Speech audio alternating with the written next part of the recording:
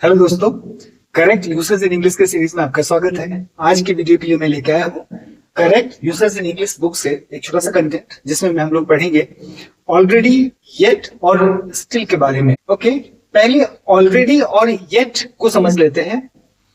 Already और yet जब भी हम यूज करते हैं तो वहां पर एक सेंस होता है। वो सेंस क्या होता है? जो नाउ मोमेंट है, मतलब अभी का जो मोमेंट है, उस मोमेंट से पहले। जब नाउ मोमेंट कहता हूं मतलब स्पीकर जब ऑलरेडी या येट शब्द का प्रयोग करेगा तो उसके सेंस में एक नाउ मोमेंट होगा। नाउ मोमेंट का मतलब वो जिस मोमेंट में वो स्पीकर सेंटेंस को यूज कर रहा है या जिस मोमेंट को रिफर करते हुए स्पीकर वह सेंटेंस को यूज कर रहा है, उसको मैं नाउ मोमेंट कह रहा हूं। तो नाउ मोमेंट से पहले जैसे हम कहते हैं ऑलरेडी का मतलब क्या है, जैसे एक सेंटेंस में लेते हैं, मैंने अपना काम पहले ही खत्म कर लिया। मतलब जो स्पीकर ये सेंटेंस यूज कर रहा है उस स्पीकर के सेंस में एक नाउ मोमेंट है, उस मोमेंट से पहले ही खत्म कर लिया। जैसे पूछेगा क्या तुमने काम खत्म कर लिया? हाँ, मैंने अपना काम पहले ही खत्म कर लिया। या कोई प्रेजेंट कोई टाइम दे देगा, क्या तुमने अपना काम किया? मैंने अपना काम खत्म कर लिया है। ऐसे जब होगा वहां पे नाउ मोमेंट नहीं है, लेकिन जब बोल रहे हैं मैंने अपना काम पहले ही खत्म कर लिया, पहले ही मतलब एक पर्टिकुलर टाइम है उससे पहले। गौर करेंगे वहां पे नाउ मोमेंट डायरेक्टली चर्चा नहीं की जा रही है। ऑलरेडी और येट ये शब्द जब प्रयोग होगा तो उसमें जो नाउ मोमेंट है उसकी चर्चा नहीं होगी, लेकिन उसमें सेंस छिपा होगा। और उससे पहले वो जो नाउ मोमेंट है उससे पहले को रिप्रेजेंट करने के लिए ऑलरेडी और येट शब्द का प्रयोग होता है। जैसे अभी सेंटेंस में यूज किया, I have already finished my homework. अब इसका हिंदी क्या है? मैंने अपना होमवर्क पहले ही खत्म कर लिया है। गौर करेंगे यहाँ पे नाउ मोमेंट क्या है? नाउ मोमेंट छुपा हुआ है। उस टाइम से पहले ही होमवर्क खत्म कर लिया है, यही सेंस है ना। स्पीकर कहना चाह रहा है एक पर्टिकुलर पॉइंट ऑफ टाइम से पहले ही काम खत्म हो चुका है। तो इसलिए लिखा I have already finished my homework, मतलब मैंने अपना काम पहले ही खत्म कर लिया है, उस नाउ मोमेंट से पहले ही खत्म कर लिया है। और ये बात पकड़ में, नाउ मोमेंट हिडन है, नाउ मोमेंट सेंस में है, डायरेक्टली एक्सप्रेस नहीं है, लेकिन स्पीकर के सेंस में है कि उस मोमेंट से पहले ही वो काम खत्म कर लिया है। या दूसरा सेंटेंस देखें, इट इज 5 o'clock ऑलरेडी, पहले ही 5 बज चुके हैं या पहले ही 5 बज गए हैं। मतलब क्या है? नाउ मोमेंट से पहले ही 5 बज चुके हैं। स्पीकर के सेंस में होगा कि 5 नहीं बजना चाहिए था, लेकिन 5 बज चुके, मतलब जैसे उसको रेस्टलेस फील हो रहा है क्योंकि लेट हो गया है। वो लेट होना नहीं चाहता था लेकिन लेट हो गया, ऐसा कुछ सेंस है।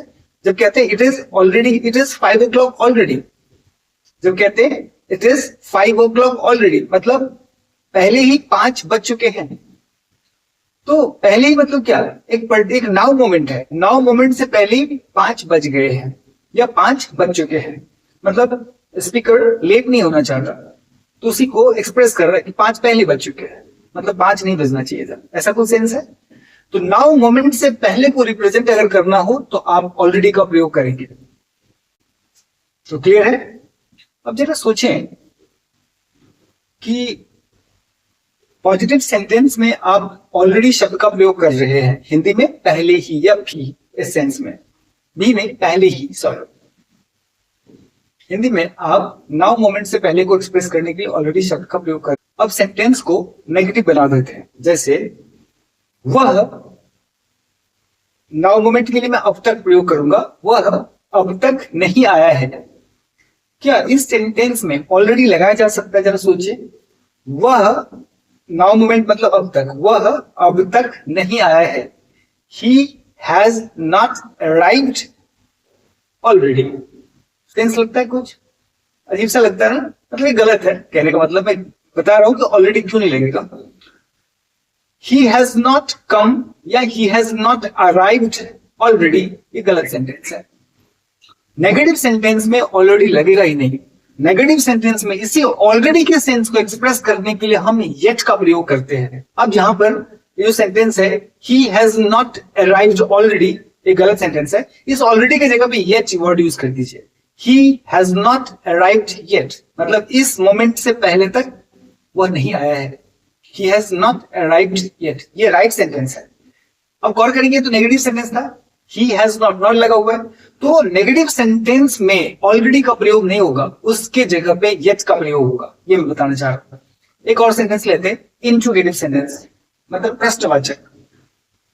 सिर्फ क्वेश्चन होगा, नेगेटिव नहीं होगा। जैसे कोई टीचर पूछता है अपने स्टूडेंट से,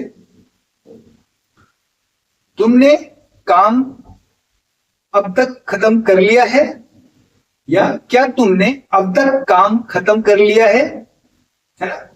अब तक नाउ मोमेंट यहां भी है, तो इसके लिए अगर ऑलरेडी लगाए तो कैसा लगेगा? Have you done your work already? अजीब सा है ना, ऐसा आपने सुना भी नहीं होगा, ये गलत सेंटेंस है। यहां पर ऑलरेडी की जगह पे येट लगाएंगे, मतलब have you done your work yet, question mark. या अब प्रश्न भी रहेगा और नेगेटिव भी रहेगा, क्या तुमने अब तक काम खत्म नहीं किया है? इसमें अगर ऑलरेडी लगा दे, have you not done your work already, अजीब सा लगता है, ये गलत सेंटेंस है। बट यहां पर येट लगा दे, have you not done your work yet, correct है। मतलब क्या कहना चाह रहा हूं कि नेगेटिव और इंट्रोगेटिव सेंटेंस में ऑलरेडी की जगह पे आप येट लगाएंगे, ऑलरेडी पॉजिटिव सेंटेंस पे लगाएंगे। तो क्या पॉजिटिव सेंटेंस में येट लगाएंगे? नहीं, पॉजिटिव सेंटेंस में आप ऑलरेडी लगाएंगे। येट का प्रयोग सिर्फ और सिर्फ नेगेटिव और इंट्रोगेटिव सेंटेंस में होता है, ऑलरेडी पॉजिटिव सेंटेंस में होता है। ये आपको क्लियर हो गया?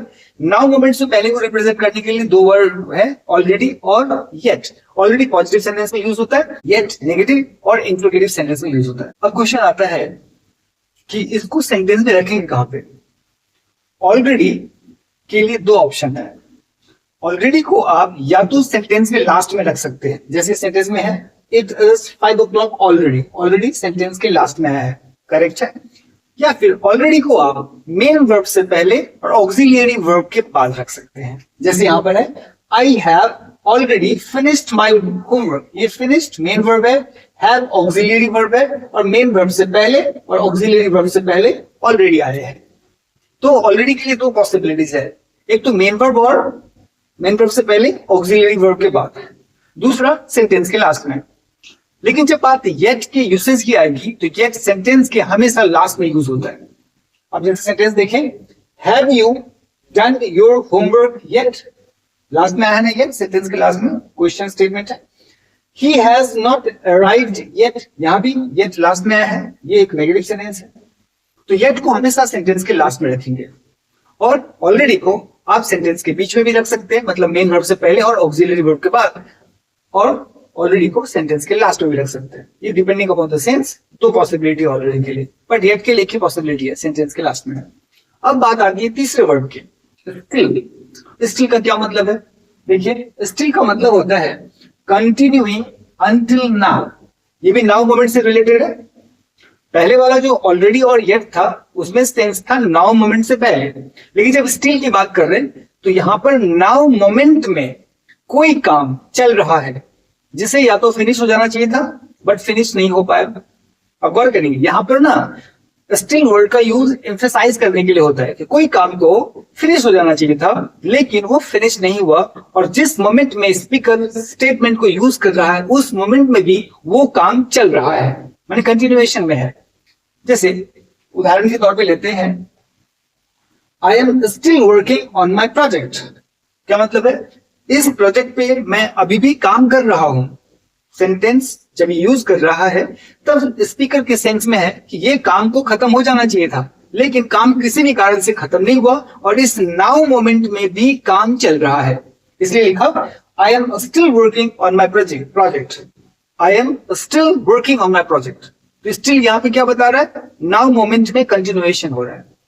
तो इस सेंस में ये कोई काम को पहले किसी भी कारण से खत्म हो जाना चाहिए था लेकिन खत्म नहीं हुआ, लेकिन अभी भी चल रहा है। तो ऐसे सेंस में जो वर्ड यूज करेंगे इस सेंस को रिप्रेजेंट करने के लिए वो होगा स्टिल। दूसरा से देखते हैं, ही स्टिल लव्स हर। एक सेंटेंस बहुत यूजुअल स्टेटमेंट है ये, he still loves her, he still loves her. इस सेंटेंस में जो स्टेटमेंट यूज करने वाला ये जो स्पीकर है वो कहना चाह रहा है कि लव का एक्शन खत्म हो जाना चाहिए था लेकिन खत्म नहीं हुआ। He still loves her. तो स्टिल वर्ड का यूज क्या हुआ? माने ही स्टिल लव्स हर, वो अभी भी प्रेम करता है उससे, मतलब किसी भी कारण से उसे प्रेम नहीं करना चाहिए था लेकिन अभी भी वो करता है। Still he loves her, now moment में भी ही लव्स हर, ये सेंस है। तो पकड़ में आ गई बात। कि जब कभी भी एम्फेसाइज करना हो, किसी चीज पे जोर देना हो, क्या कि कोई काम को खत्म हो जाना चाहिए था लेकिन खत्म नहीं हुआ और इस मोमेंट में काम अभी भी चल रहा है, ये अगर एक्सप्रेस करना हो तो आप उसके लिए क्या वर्ड यूज करेंगे? स्टिल। इस तरह से सेंटेंस में स्टिल का प्रयोग होता है। अब देखेंगे स्टिल को कहां पे यूज करें, तो ये आप देखेंगे यहाँ पे नोट लिखा है, still usually comes before the main verb और आफ्टर द मॉडल वर्ब। मतलब ऑलरेडी की तरह ही, जैसे ऑलरेडी को मेन वर्ब से पहले लिखा, ऑक्सिलरी वर्ब के बाद में लिखा, स्टिल को भी आप मेन वर्ब से पहले लिखते हैं, या अगर कोई मॉडल वर्ब यूज हुआ है, मॉडल वर्ब मतलब कैन, कुड, शुड, वुड, इस तरह के, उससे के बाद रख सकते हैं, या तो मेन वर्ब से पहले रखेंगे या मॉडल वर्ब के बाद में रखेंगे। स्टिल को, स्टिल का सेंटेंस में ऐसे प्लेस करते हैं।